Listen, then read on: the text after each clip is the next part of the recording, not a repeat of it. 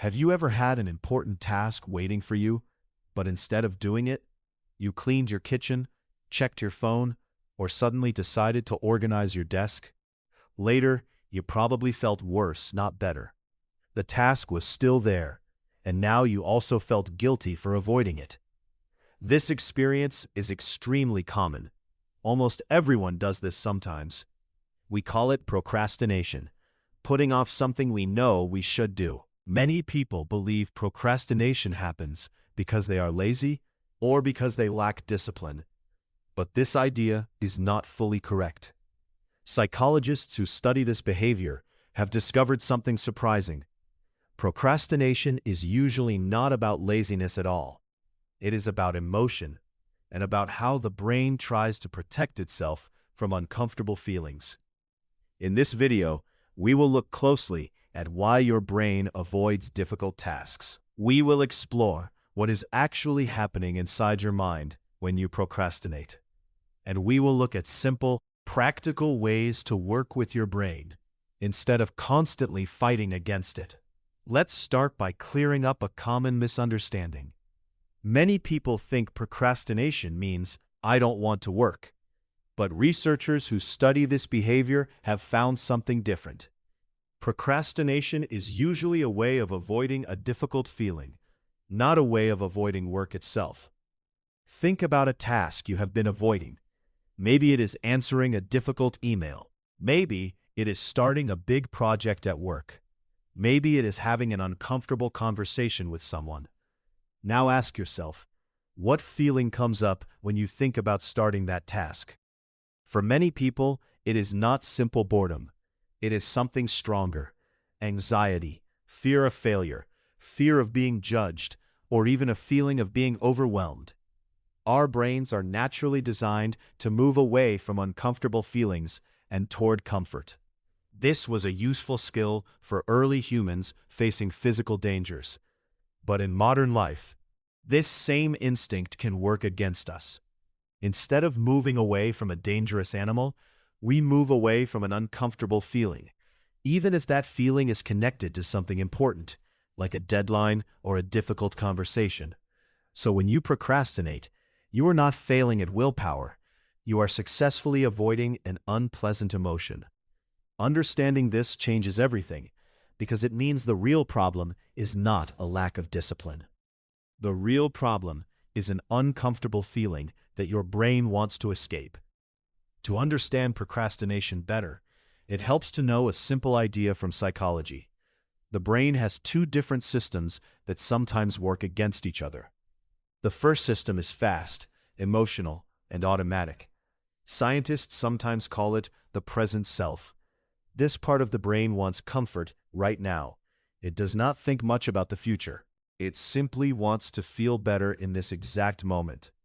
The second system is slower, more logical, and future-focused, and its rewards feel distant and less real. This explains why procrastination happens even when we clearly know logically that avoiding the task is a bad idea. The louder, more immediate system, the present self, seeking comfort right now, often simply overpowers the quieter, more logical future self. Understanding this conflict is helpful, because it means procrastination is not really a moral failure. It is simply what happens when a very old, powerful system inside our brain, built for immediate comfort, competes against a newer system built for long-term planning. Not all tasks cause the same amount of procrastination. Some tasks we start immediately. Others we avoid for days, weeks, or even longer. What makes certain tasks so much harder to begin? Researchers have found several common features that make a task especially likely to be avoided. The task feels unclear or overwhelming. If a task is large and you are not sure exactly where to start, your brain often responds with anxiety rather than motivation.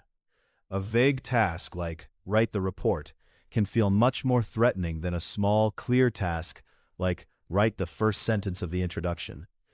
The task involves possible failure or judgment. If there is a risk that your work will be criticized, or that you might discover you are not skilled enough, your brain may avoid starting altogether. simply to avoid facing that uncomfortable possibility. The task does not have an immediate reward. Many important tasks, like studying for a future exam or saving money for retirement, offer no immediate benefit. The reward is far in the future, while the effort is required right now. This imbalance makes procrastination especially likely. The task conflicts with how we feel about ourselves. Sometimes we avoid tasks connected to parts of our identity we feel unsure about. For example, someone who doubts their writing ability may avoid writing tasks specifically, not because the task itself is unusually hard, but because it touches an area of personal insecurity. Recognizing which of these features applies to your own avoided task can be very useful. It helps you understand exactly what your brain is actually trying to avoid. One of the most damaging parts of procrastination is not the delay itself, but the cycle of guilt that often follows it. Here is how this cycle usually works. You avoid a task because it creates an uncomfortable feeling. Then, once the task is avoided, a new uncomfortable feeling appears, guilt, and sometimes shame about having avoided it. This new negative feeling does not motivate you to start the task. Instead, it often creates even more desire to escape into distraction, because now you are avoiding two uncomfortable feelings instead of one: the original discomfort plus the new guilt. This cycle can repeat many times, and it tends to get worse, not better, the longer it continues. The task remains unfinished. The deadline gets closer, and the emotional discomfort connected to the task grows larger and larger. Understanding this cycle matters because it shows why simply telling yourself stop being lazy rarely works. That kind of harsh self-criticism usually adds more shame to the cycle, which can actually make procrastination worse, not better. Research on this topic has found something that surprises many people.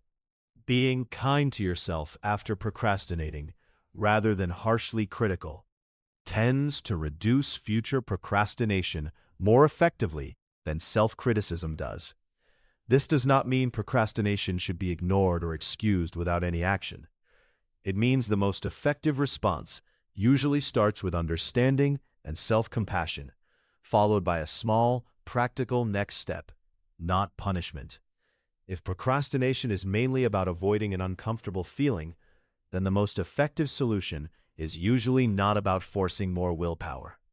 It is about making the first step small enough that it no longer feels threatening. This is sometimes called the 2-minute rule.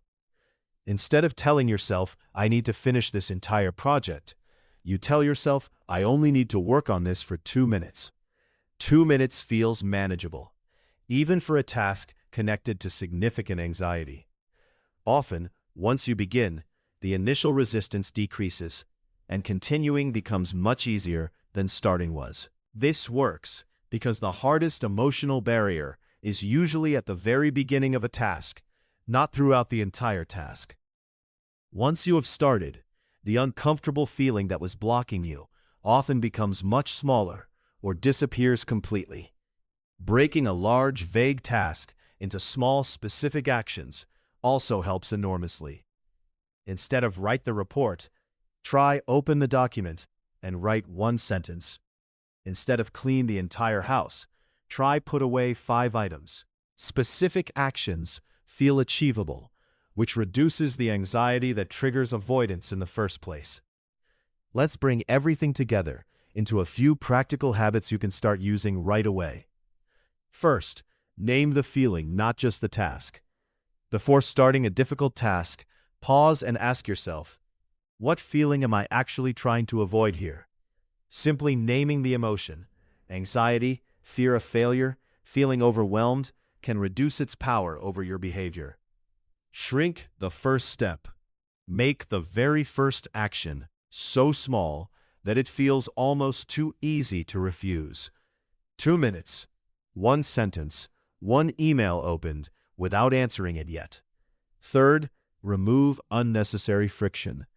If a task requires many steps just to begin, finding files, opening several programs, preparing materials. Try to prepare those steps in advance, at a calmer moment, so that when it is time to work, starting requires as little effort as possible. Fourth, be kind to yourself after procrastinating. Instead of harsh self-criticism, try a simple, honest statement.